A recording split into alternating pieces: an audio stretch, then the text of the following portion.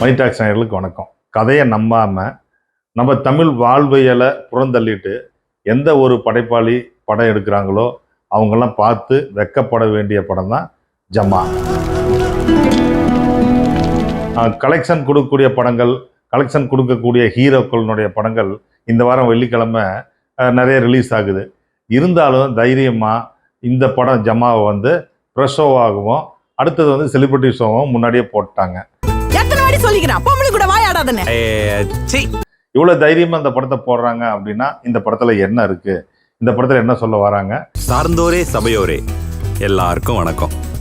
இந்த படத்தை பார்த்துட்டு மணி டாக்ஸ் நேயர்களுக்கு எந்த மாதிரியான விமர்சனத்தை நம்ம தரப்போறோம் அப்படிங்கிறதுக்காக இந்த படத்தை முன்னாடியே போட்டிருக்காங்க. என் பேர் தான் கல்யாண். ஜமா இந்த படத்தினுடைய கதை என்ன? ஹீரோ பாரி இளவழகன். அவர் வந்து பாத்தீங்கன்னா ஒரு தெருக்கூத்து கலைஞர், பெண் வேடம் மட்டும் நடிக்கிறவர். இவருடைய ஆதியார் யாருன்னு பார்த்தீங்கன்னா சேட்டன். அவரு தான் வந்து இவங்க இந்த டீம் உருவாக்கி இருப்பாரு. இவங்க வந்து ஒரு கூத்து ஜமா. இந்த ஜமால இவர் நடிச்சிட்டு இருக்கும்போது நிறைய டேலண்டா வளர்த்திக்குவாரு ஹீரோ பாரி இளவழகன். இவனுங்க கிண்டல் பண்றதை பத்திலாம் நான் கவலைப்பட்டதே கிடையாது. இவருக்கு என்ன ஒரே கோல் அப்படின்னு பார்த்தீங்கன்னா, இவர் எப்படியாவது இந்த தெருக்கூத்துல, சேத்தன் நடத்தக்கூடிய தெருக்கூத்துல இவர் ராஜாவா நடிக்கணும், அர்ஜுனா நடிக்கணும், மற்ற ராஜாக்கள் கேரக்டர் நடிக்கணும் அப்படின்னு ஆசைப்படுவாரு. ஆனா அதுக்கு வந்து சேத்தன் ஒத்துக்க மாட்டாரு. காரணம் என் ஜகா. இதுக்கிடையில சேத்தனுடைய பொண்ணு அப்பு அபிராமி, இவங்களை சின்ன வயசுல இருந்தே இவர் ஹீரோ லவ் பண்ணிட்டு வருவாரு. இது சேத்தனுக்கு தெரியும். இருந்தாலும் சேட்டன் என்ன பண்ணுவாருன்னா, இவரை வந்து அந்த பெண் வேடத்திலேயே நடிக்க சொல்லுவாரு.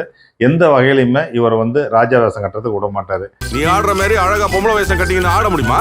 அதுக்கெல்லாம் எம்மா அவசரம். ஹீரோ அவங்க அப்பாவுக்கு ஒரு சத்தியம் பண்ணி கொடுத்துருப்பாரு. எப்படியாவது தான் வந்து ஒரு கூத்துவாத்தியராகி தான் ஒரு ஜமாவை உருவாக்கி ராஜா வேஷம் நடிக்க போறேன் அப்படின்னு சொல்லி சத்தியம் பண்ணி கொடுத்துருப்பாரு. இந்த சத்தியத்துக்கு எல்லாத்துக்குமே ஹீரோனுடைய முயற்சிகள்லாம் சேட்டன் வந்து தடையா இருப்பாரு.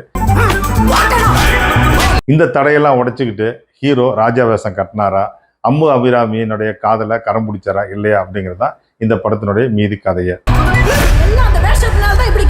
இந்த படத்தினுடைய ஹீரோ, டைரக்டர், இந்த படத்தை வந்து கதை எழுதினவர் இவர் பார்த்தா பாரி இளவழகன். இவர் வந்து திருவண்ணாமலை மாவட்டத்தில் அங்கேயே வந்து ஒரு பெரிய ரிசர்ச் மாதிரி பண்ணி அந்த கூத்து பரம்பரை குடும்பத்திலேருந்து வந்த ஒரு இளைஞன். இவர் வந்து பார்த்தீங்கன்னா சாதாரணமாக பார்க்கும்போது ஒரு நல்ல சராசரி இளைஞன் மாதிரி இருக்கிறாரு. ஆனால் இந்த படத்தில் பார்த்தீங்கன்னா தெருக்கூத்து கலைஞனா பெண் வேடம் மட்டும் நடிச்சிருக்கிற இடம் ஒவ்வொன்றுமே சூப்பராக இருக்கும். அதுக்காக குடும்பலாம் வளர்த்திருக்காரு. பொம்பளை வேஷம் கொடுத்தே அழிச்சிட்டு போடுவான் இந்த தாண்டவம். கமலஹாசன் எப்படி அவ்வை சண்முகில ஒரு பெண் வேடம் மட்டும் நடிக்கும்போது அவர் எத்தனை படத்தை நடித்து அந்த ரிஸ்க்கை எடுத்திருப்பாரு, அந்த முயற்சி எடுத்திருப்பாரு. ஆனால் இந்த ஹீரோ முதல் படத்திலேயே ஒரு பெரிய ரிஸ்க் எடுத்திருக்காருன்னு சொல்ல முடியாது. ரசித்து அவர் வந்து இந்த கேரக்டர் பண்ணியிருக்காரு. எனக்கும் சொந்தமா ஒரு ஜமா இருக்கணும். அவ்வை சண்முகில கமல்கிட்ட வந்து ஒரு ஆண்மைத்தனம் இருக்கும். என்ன காரணம்னா அவர் வந்து ஒர்க் பண்ணும்போது ஆம்பளையாகவும், அடுத்தது வந்து இங்கே பார்த்தீங்கன்னா அவ்வை சண்முகியாகவும் தன்னுடைய மகள்கிட்ட நடிச்சிருப்பாரு.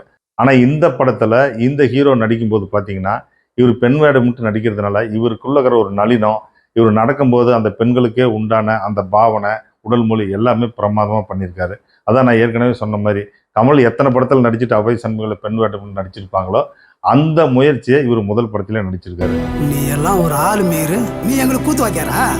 அது மட்டும் இல்லாம இந்த படத்தினுடைய டைரக்டரும் இவரு அப்படிங்கிறதுனால இந்த படத்தினுடைய கதை, காட்சிகள், அதுக்கு அடுத்து பிரச்சனைகள் எல்லாமே ஏற்கனவே பல படங்கள்ல பார்த்தது தான். பட் எல்லாம் எங்க நம்ம பிரமிக்க வைக்குதுன்னா இந்த படத்துல நடிச்ச நடிகர்களுடைய நடிப்புல. ஹீரோவும் புதுசு, ஹீரோவுக்கு அப்பாவா நடிச்சிருப்பாரு தயாளன்னு சொல்லிட்டு அந்த கேரக்டரும் புதுசு. அதுக்கு அடுத்து அதில் ஹீரோயினுடைய அம்மாவா நடிச்சிருப்பாங்க, அந்த கேரக்டரும் புதுசு. இவங்க எல்லாமே ரொம்ப பிரமிக்க வைக்கிறாங்க நடிப்புல.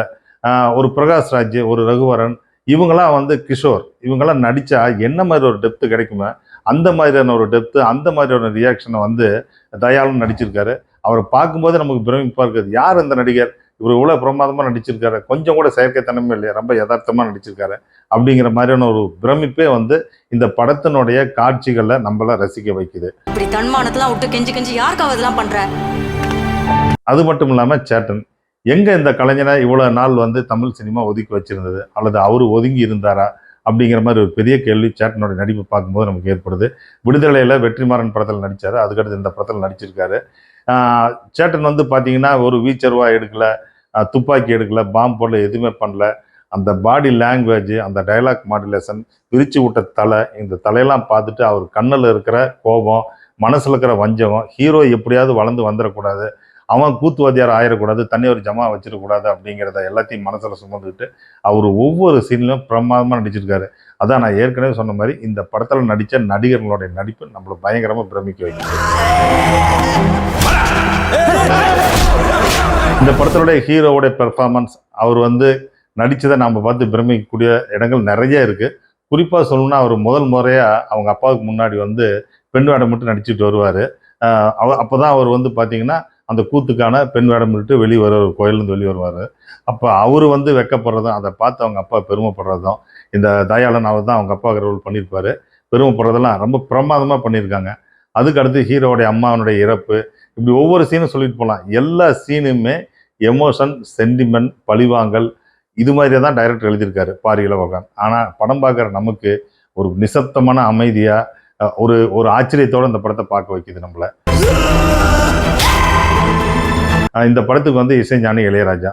இந்த படத்தில் யாருமே பெரிய ஆர்டிஸ்ட் இல்லை, பெரிய டெக்னீஷியன் இல்லை. இசைஞானி இளையராஜா எப்படி ஒத்துக்கிட்டாருன்னா இந்த படத்தினுடைய கதையும் இந்த படத்தினுடைய மேக்கிங்கும் பார்த்துட்டு தான். ஸோ இந்த படத்தில் இசைஞானி இளையராஜானுடைய இசை ரொம்ப புதுசாகவே இருக்குது. நீங்கள் பார்த்தீங்கன்னா தெரியும், நிறைய இடங்களில் ஒரு 4 நிமிஷம் 5 நிமிஷத்துக்கு டயலாக்கே இருக்காது. அதில் ராஜா சாரோடைய மியூசிக் மட்டும்தான் ட்ராவல் ஆகிட்டு இருக்கும். அந்த மியூசிக் வசனங்கள் சொல்லாத பல உணர்வுகளை, பல வழிகளை, பல சந்தோஷங்களை பிரதிபலிக்க வச்சிருது. இந்த படத்தினுடைய ஒளிப்பதிவாளர் கோபாலகிருஷ்ணன். கோபாலகிருஷ்ணனுடைய நடிப்பு இசைஞானி இளையராஜானுடைய ஒர்க்குக்கு இணையாக நான் பண்ணியிருக்காரு. என்னன்னு பார்த்தா ஒவ்வொரு ஷாட்டும் அவர் கம்போஸ் பண்ணி அந்த ஏரியாவை எஸ்டாப்ளிஷ் பண்ணும்போது இந்த கதை எங்கே நடக்குது, எந்த மாதிரியான சூழலில் நடக்குது, எந்த மாதிரியான தட்பவெப்பத்தில் நடக்குது, இது எல்லாமே விசுவலாகவே நமக்கு கன்வே பண்ணியிருக்காரு. இது மாதிரி ஒரு இளம் படைப்பாளிகள் எந்த விதமான தயக்கமும் இல்லாமல் கடினமாக உழைச்சிருக்கிற இந்த ஜமாவை ஒரு முறை பாருங்கள். உங்களுக்கு ஒரு புதிய உணர்வு கண்டிப்பாக கிடைக்கும். மணிடாஸ் நேயர்களே, இந்த ரிவ்யூ உங்களுக்கு ஜெனுவனாக இருக்கும். இந்த படத்தினுடைய ஹீரோ இன்னும் நிறைய சொல்லிக்கிட்டே போகலாம். நீங்கள் படம் பார்த்தீங்கன்னா உங்களுக்கு தெரியும். இந்த ரிவ்யூ உங்களுக்கு பிடிச்சிருந்தா நீங்கள் லைக் பண்ணுங்கள், ஷேர் பண்ணுங்கள், சப்ஸ்கிரைப் பண்ணுங்கள்.